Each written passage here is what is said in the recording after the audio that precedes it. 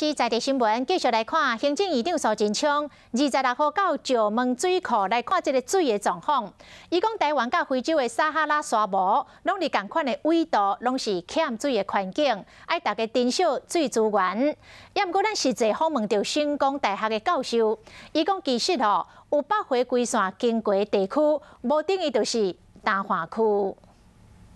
台湾今年无做风台降雨量少，部分的地区正欠水。行政院长苏贞昌到石门水库看水情，爱大家较欠啊用水嘞。台湾在这里，这个纬度在非洲是撒哈拉沙漠，在阿拉伯半岛沙漠，在这里索罗纳沙漠，美洲。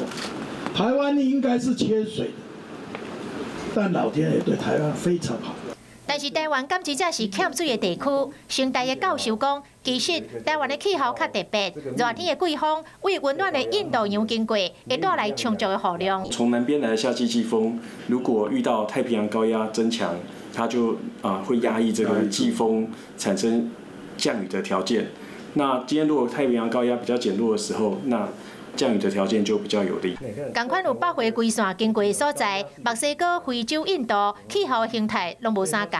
印度以及台湾呢，旁边并没有很强的高压，所以在印度跟台湾是湿的。那如果是在那个南美洲秘鲁的西岸，它是有一个很强的一个太平洋高压，所以秘鲁的西岸基本上是年雨量只有2毫米。